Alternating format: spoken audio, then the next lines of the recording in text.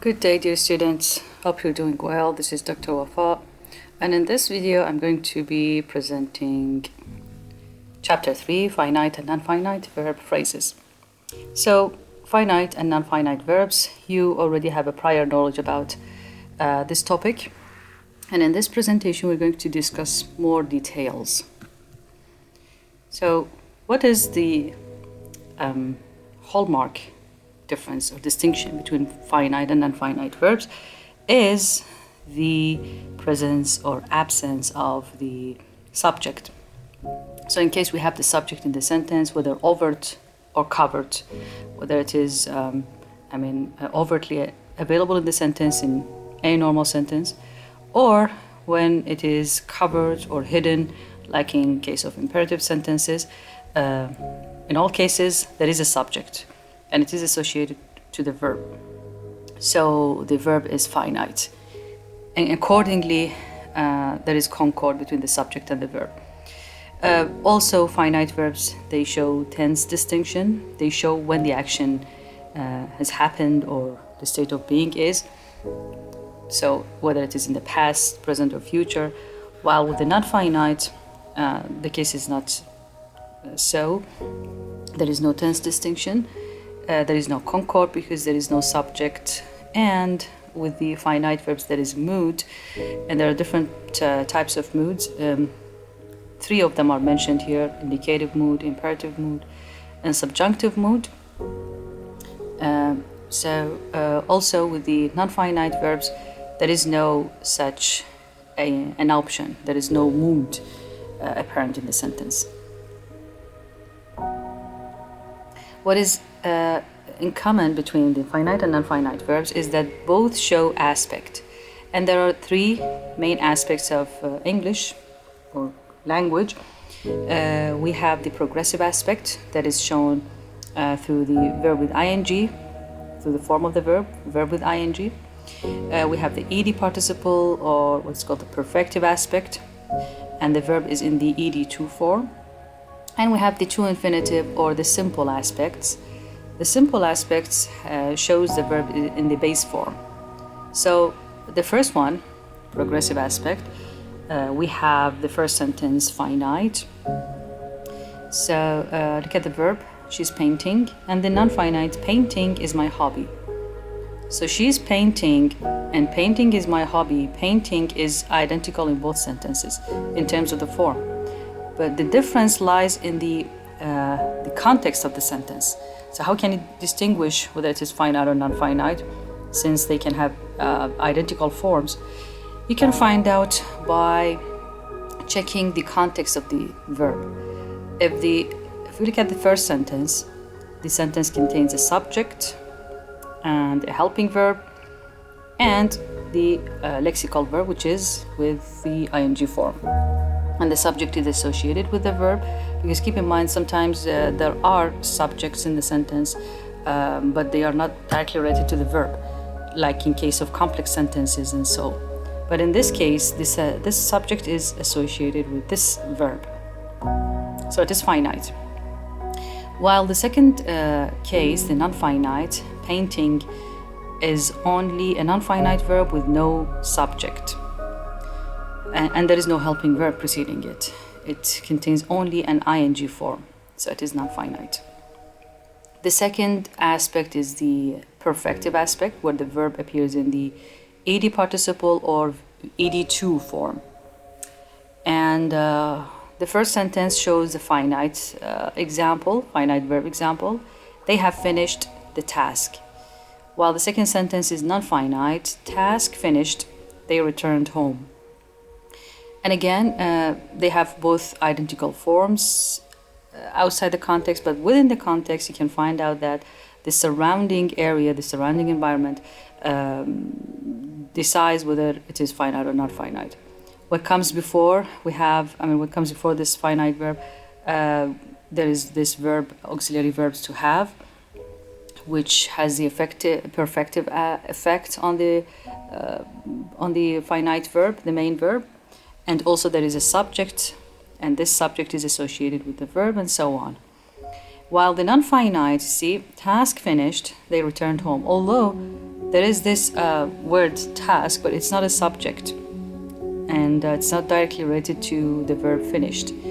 Also, there is no helping verb preceding the non-finite verb. So this verb is by its own, and it is non-finite.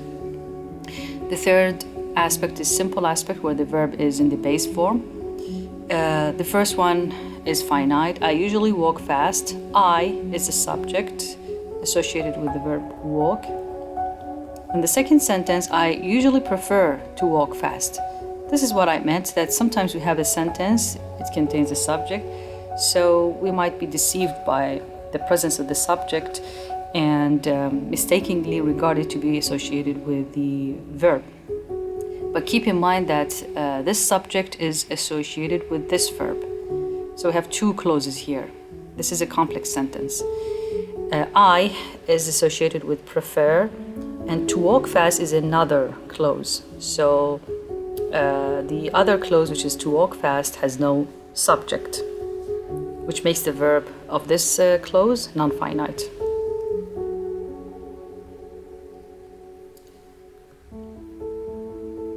So we go back to finite verb clauses or phrases. They show tense distinction, they show the tense, and there is a concord. There is this harmony between the form of the verb and the tense distinction. In other terms, you see, he studies English. Studies is a form of the verb with S third person singular, which in terms of the form, it is it shows the VS form of the verb, and in terms of the function, it shows the tense, which is present simple, and it is in concord with the subject, of course. While the second form, he studied English, studied with ED, the form is associated with VED1, and the function is that it shows past tense, past simple. The second point concerns itself with the matter of concord between the subject and the verb. So finite verbs, because they have subjects, they show the concord, they show the agreement between the subject and the verb. But there is some variation among different types of verbs. Now, some verbs, like verbs to be, they have the overt concord. So the concord with verbs to be is overt. And the reason is that verbs to be verbs to be, they have 8 forms actually. So it is the most diverse, so the verb that has the most diversity of forms. So because it has so many forms, it provides different types of agreement with different types of subjects, different types of pronouns. I am, and this is the only verb, verbs to be, is the only verb that provides a verb for the subject, first person singular, which is I. And then we have are, that is used with the plural, first person, second person plural and singular, first person plural, we, and third person plural, they. They go with the verb are. The verb is, it is in concord with he, she, it. So as you can see that the concord is very overt here, it's very prominent. The second type of concord is with the lexical verbs, where the distinction is only whether there is third person singular or not, whether there is this S third person singular in present tense, present simple tense or not. This is the only indication, this is the only distinction of concord. In lexical verbs, he reads the paper every morning. There is S third person singular because we have third person singular subject, and the tense is in the present simple. While the second sentence, they read the paper every morning, there is no S third person singular because the subject is not third person singular. So this is the only distinction, whether there is S or not. And the third group of verbs which show no concord, actually no hallmark of concord between the subject and the verb, is modal auxiliary verbs. So all kinds of pronouns as subjects, they go with the same verb. I can, you can, they can, he can, and so on. Play the cello. So there is no actually concord, there is no distinction. But can we say that since there is no concord or there is no mark or indication of concord, can we say that these verbs are non-finite because there is no concord? Well, no, we cannot say so because there is subject. Whether there is concord or not, there is subject that is directly associated with the verb. So also the finite verbs, they also show the mood of the sentence. There are 3 types of moods that are listed here. They are more than this, but it's a short list and some typical examples to show that the mood is only available with the finite verbs. So we have what is called the indicative mood, and the indicative mood is regarded to be unmarked. And the matter of markedness and unmarkedness goes back to the fact that if there is a particular indication or a mark or a clue in a sentence which sets it apart from other types of sentences, it is considered to be marked. Otherwise, normal sentences such as those that appear in indicative mood, they are not regarded to be marked. Let's take more examples to clarify the idea more. Indicative mood can be represented through facts, questions, and opinions. Now, if you read the sentence, she works at a hospital, it's just a fact that she works at a hospital. The verb works is a finite verb, and it shows an indicative mood. We're just indicating a particular fact. Or you may ask a question: do you study well? Does he study well? The verb study is the finite verb, which is actually asking a question. So there is no mark in this sentence. It's just a normal question. And the same thing goes with the opinion. We think he is honest. We think and is, both are finite verbs, and they show, the verb think, it shows opinion. The verb is not associated with opinion, but it is finite. But if we go to the imperative sentences, there is a particular mark in the structure of the sentences. So therefore we can say that the imperative mood is marked. Let's see some examples. The imperative, or the commands giving an order or a request or instruction, they all follow a particular structure that is marked. And the markedness lies in the absence of the subject. The subject is hidden. For example, the direct command, keep silent. It is actually the subject, you keep silent. So the subject is there in the sentence, but it is hidden. So the absence of the subject doesn't say that the verb is non-finite. Well, actually the verb is finite, but the subject is hidden.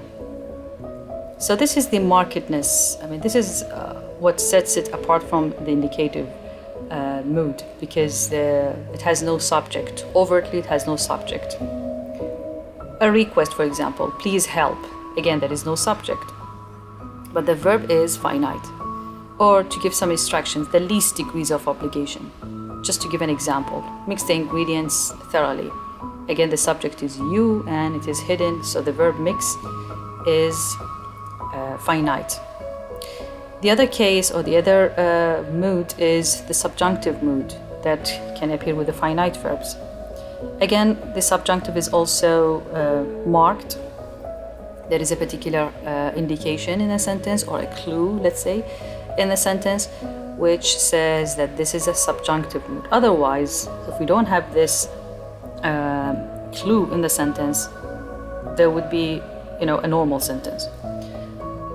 Subjunctive mood, it expresses cases such as hypothetical situations, unrealistic situations, such as if I were you, I would work harder.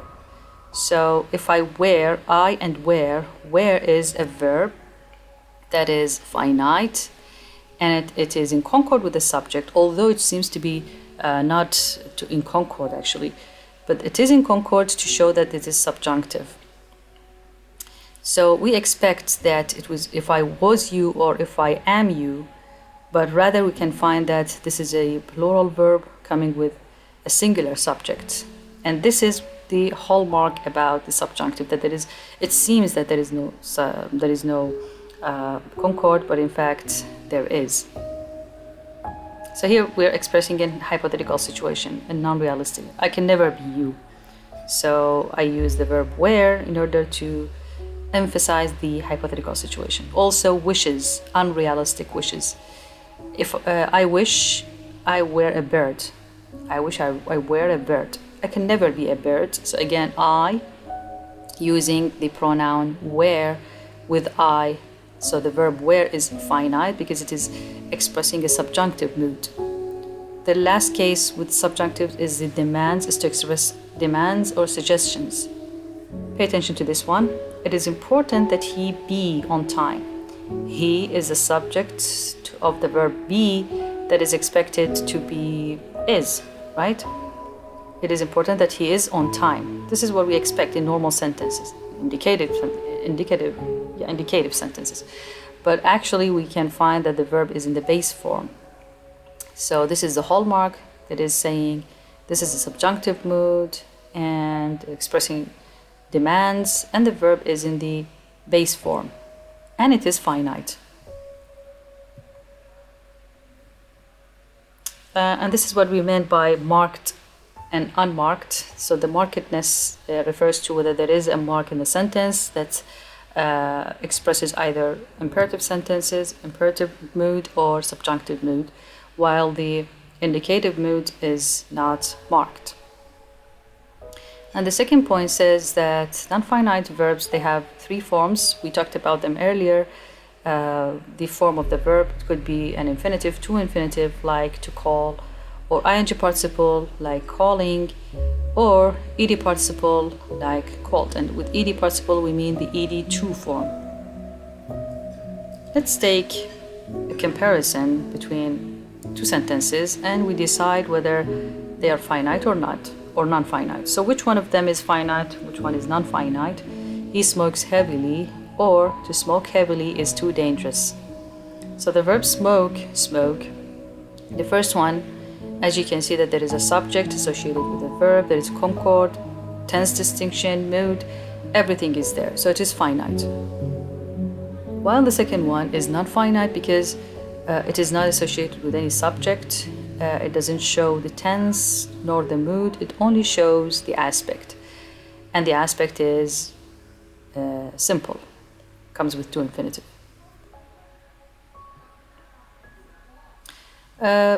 We have a new topic here. And this topic is about whether in cases where in a sentence you have more than one auxiliary verb. In case you have more than one auxiliary verb or different types, how would the order be? How would you organize the auxiliary verbs? Does it happen randomly or there is a particular order? Well, the answer is that there is order, as you can see. So the first order goes to modal auxiliary verbs. If you have modal auxiliary verbs, they would be the first to appear in a verb or phrase. And they are always followed by an infinitive. So the effect of the modal auxiliary verbs is that to keep their next verb to be infinitive or base. Like in, he would visit, would, and then we have the base, the verb in the base form. The second order is for the perfective, where the next verb would appear in ed2 form. So if you have a verb like he had visited, had, the verb had, has a perfective effect on the next verb.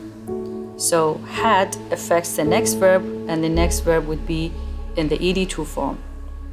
What if we have the modal and the perfective? First we put the modal auxiliary verb and then the perfective one. So it would be he would have visited.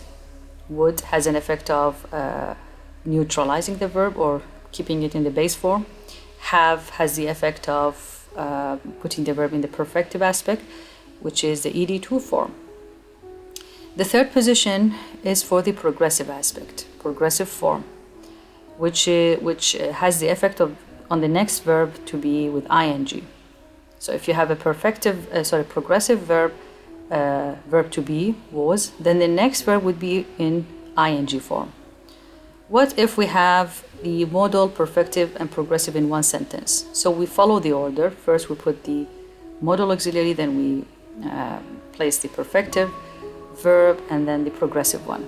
So it would be, he would have been visiting. The last position goes to the passive form of the verb. And it has the effect of, again, keeping the verb, the next verb, in the ed2 form. So he was visited. We have the verb to be was, and then the effect on the next verb would be to be in the ed2 form. So in this case, in the last sentence, if you can notice, we have all the different types of auxiliary verbs. So in this case, we have to follow the order. First, we have the modal auxiliary verb. The modal auxiliary's effect is to keep the next verb in the base form. The base form, which is perfective, it has a perfective aspect on the next verb. You see, verb to be is in the ed2 form, been. This is the position of the progressive form of the verb. It has the effect of keeping progressive the next verb. I mean, keeping it in ing form, being with ing. And the last position is for the passive form of the verb. So it has the effect of keeping the verb in the ed2 form. He would have been being visited. By the way, this sentence is, this structure is rarely used in English, but the book, they said that they used it for the purpose of the exemplification. So what if we don't have the verbs in a row, in order? Like we have the first one and the third one. We have the modal auxiliary verb, and we don't have the perfective one, and then we have the progressive one. So what do? We just follow the order. Like in this case, he may be visiting. We have the modal auxiliary verb, and then we have the progressive one. So we just keep the order. Same here with the second case and the fourth case. We have the perfect one, the perfective form, and we have the passive form. We don't have the modal, we don't have the progressive, so we just keep the order. The sentence would be, he has been visited. The last topic to be discussed is that there are certain contrasts that can be expressed in different sentences. Now, if you can see that we have voice, question, negation, emphasis, imperative. These are certain, let's say, contrasts that can be expressed in sentences. Like the contrast between, in terms of the voice, we can have the contrast between passive-active sentences. So there is a contrast between the active sentence, like the first one, and the passive sentence, as in the second one. So how can this contrast be expressed? The answer is through the verb phrase. The verb phrase, basically through the verb phrase. Of course, there are other modifications like the omission of the subject, displacements of the object, and so on. But basically speaking, they can be carried out through the verb phrase. So what happens to the active voice sentence? Basically, we have the change in, we have this verb will as an auxiliary is there in the sentence. The addition of verb to be, which is perfective. It has a perfective effect. It has a passive effect on the next verb, which is the lexical verb. And it kept the verb in the ed2 form. So this change and modification of the verb phrase changed the two sentences, and it causes that contrast between the two sentences. So here we have, because of the change of the verb phrases, we have contrasts, passive, active contrast between the sentences. Same thing with the questions. We have assertion, non-assertion contrast, assertion, non-assertion distinction.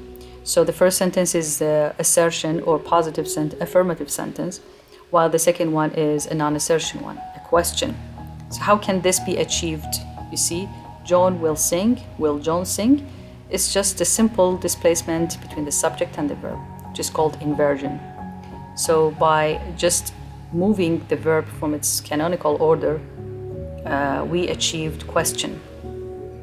So in this case, we have this contrast, assertion and assertion contrast, that is achieved through a very tiny change in the verb phrase. The second case of questions would be we just add an operator to the verb phrase in order to achieve the non-assertion form.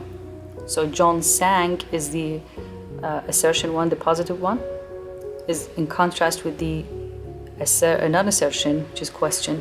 Did John sing? A simple addition of the operator. So a simple change in the verb phrase can achieve contrasts. Also, we have the case of negation, where again we have the assertion non-assertion distinction. In the sentence John will sing is in contrast with John won't sing. The contrast is in the assertion non-assertion and can be achieved through the verb phrase with the addition of the particle, not to the auxiliary verb. The second case would be achieved through the addition of the operator. John sang, John didn't sing. With case of emphasis, again, the distinction would be with the emphatic, non-emphatic forms of sentences. You can emphasize a sentence through stressing the verb will, and the sentence would be John will sing, John will sing, to be contrasted to non-emphatic form of the sentence when you pronounce it as John will sing, John will sing. And again, with the second one, John did sing, you may remove the emphatic operator did, and the sentence simply becomes John sang. And with the imperative again, the distinction would be between the high degree of obligations and the least degrees, the highest degrees and the least degrees of obligation. You can have a direct order like go home, John, go home. This is a direct order to be compared with or to be in contrast with the least degrees of obligation, like in let's go home. It's just a suggestion, no more. I would like to thank you all for your active participation, your active listening. And if you have any questions, any comments, please don't hesitate to write them down in the comment section. And I wish that you had a great benefit of this lecture. And inshallah, I will see you soon. Have a good day.